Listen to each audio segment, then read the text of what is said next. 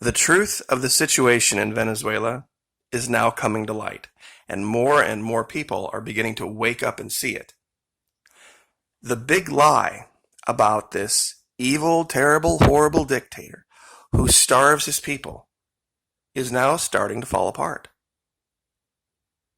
Many on the right have, of course, parroted the lies from Fox saying, we can't allow North America or the United States to become a socialist country like that.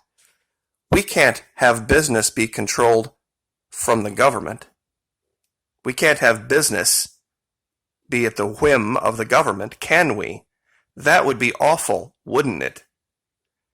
If we had a dictator that could just go into his office and pull out a piece of paper and say, I perceive an emergency, and therefore that emergency needs addressed by this office. I should declare war on that emergency. That's what I should do. Okay, I'm at war with that emergency, and now because I have said I am at war with it, I now have war powers.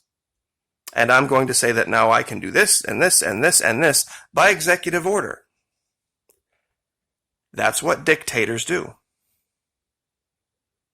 Sound familiar? You see, Nicolas Maduro never did any such thing. In fact, his predecessor, Hugo Chavez, created yet another branch of lower level of people's government, meaning the National Constituent Assembly.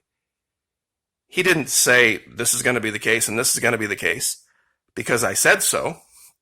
He said, I'm going to call together and I'm going to ask the states to put together another group of people other than those in charge of lawmaking right now at an even lower level and give them even more power, divest more power away from Caracas. And that was the National Constituent Assembly. This is what DC never told you.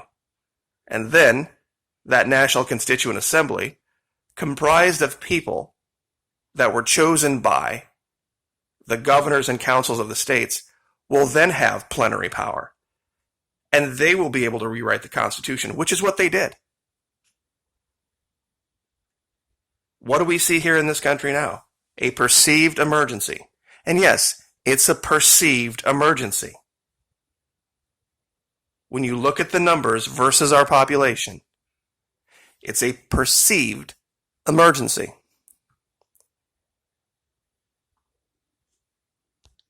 We can't have government controlling business, can we? We can't have government in direct control of business, can we? Joe Biden stresses Americans shouldn't go back to work until, quote unquote, it's safe, parentheses, for us, to send you back. You can't go back to work until it's safe for the government to send you back. To send you back. Now, some of you want to pick on Joe Biden. The guy on the other side, the guy currently sitting his throne, he would run out to the microphone and say, I have total authority to say when it is safe to send the American people back to work because I've declared it to be an emergency. They're both wrong. They are both one nasty, evil, terrible bird. There is zero difference between who's in charge now and who was in charge the 8 years before that and who was in charge the 8 years before that.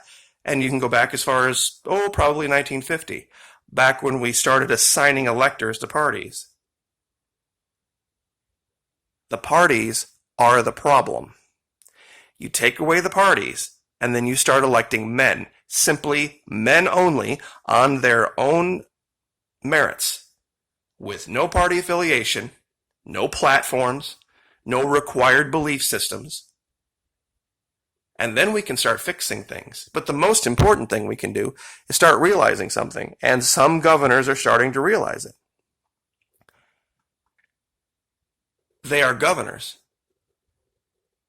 Now, I don't agree at all with what Miss Whitmer in Michigan is doing. And wonderfully, fantastically, the people of Michigan are rising up against it. That's exactly the right answer. Exactly the right answer. What's going on? They have the power to depose her. They could make it an absolute nightmare in that state to the point where she would have to resign. That's wonderful. From my perspective as a libertarian, what goes on in Michigan is the business of the people of Michigan. Fantastic. Wonderful. Good job, people of Michigan. Now, if she kowtows and said, you know what, I overstepped my bounds, I didn't realize how unpopular my decisions were, I'm going to rein back all of this and let the people's will be done, then that's the role of a governor. Same thing here in Florida, same thing here in Texas. It is our only chance, guys. This whole idea of looking at us as this giant, huge conglomeration of 50 arms or 49 arms with one head, and, it wouldn't work. You can't see that country like that. Pennsylvania has to decide for Pennsylvania, Missouri for Missouri. The consortium going on out on the West Coast, wonderful.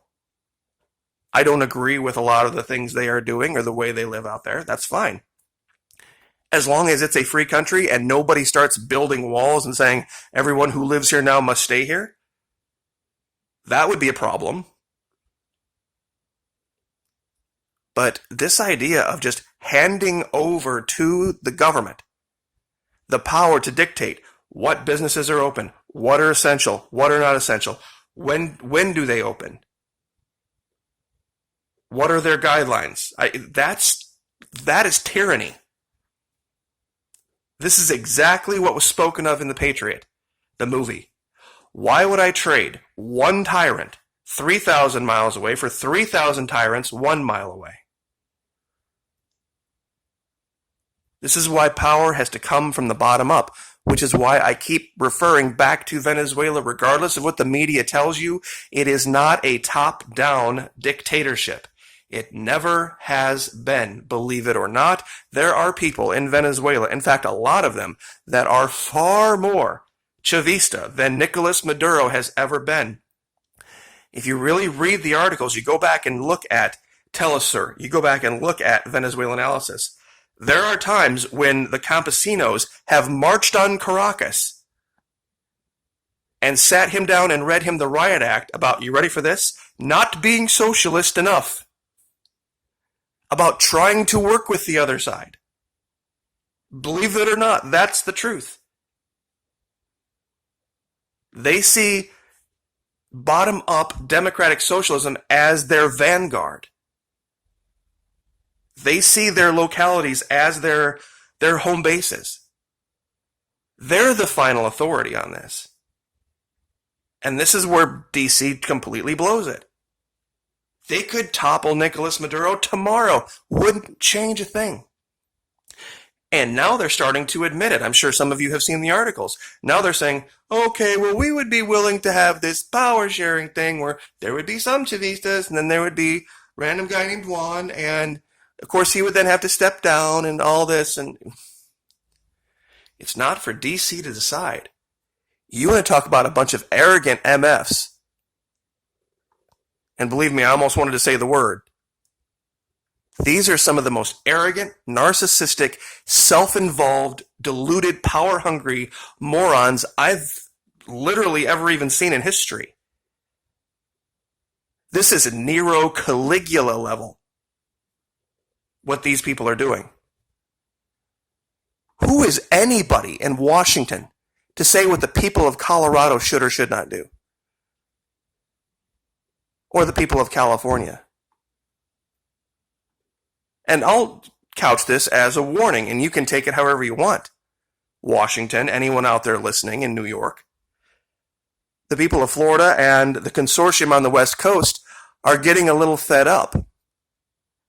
It wouldn't take a whole lot to nudge Texas to go out on their own and secede. You lose Florida, Texas, and the West Coast, the rest of what's left is a third world banana republic. because it's just the truth. That's where the money is. It's just the reality. The most powerful state in the Union at that point would be Ohio. And those people aren't really all that excited about being part of the Union if you get into the southern parts of Ohio, especially towards West Virginia. So you'd have to be really nice to them as well. What more evidence do you need that we live in a socialist dictatorship? The kind they accuse Venezuela of being. When they can say, okay, all business, you're closed. Until we say further, you're closed. I don't care if everybody in your state is healthy. 99.9% of the people in your state's healthy and ready to work. Nope. We're in charge of that now. We have total authority. Isn't that the word that's been used over and over again? We have total authority to decide, oh, national emergency? Yeah, that's our decision too. We decide what an emergency is, not you. And not even we, I, the president, by myself, going into my office, pulling out a sheet of paper and writing down, I think it's a war. I, without any other person's input whatsoever, believe this is now a war that it is my job to fight. And I am declaring now that I am fighting a war and I have the powers of a wartime president without any declaration from Congress. And because of this particular situation in New York, Detroit, and Louisiana, and maybe Seattle, we're going to then dictate to the rest of the country what they can and what they can't do. The governor's answer to me, literally the opposite of what the Constitution says. I don't think the man's ever read it. The governors of the 50 states do not answer to the president. This fucktard sees this country as his own corporation, and I'm sorry for using the colorful language, but that's exactly what this is. He sees this as, I am the CEO of America now, and there are 50 sub-commanders, 50 executive assistants. Zero respect for our sovereignty. But he's going to pay for it. He's going to learn the hard way. So I will leave this there. And once again, I do apologize for the colorful language, but it's annoying. I mean, beyond annoying sometimes to see people that were so for the Constitution 8 years ago, so for small government 8 years ago, and 12 years ago, now all of a sudden, because somebody that looks like them is in the Oval Office, all of a sudden they've thrown those ideas out the window. It's sad. Like, share, subscribe.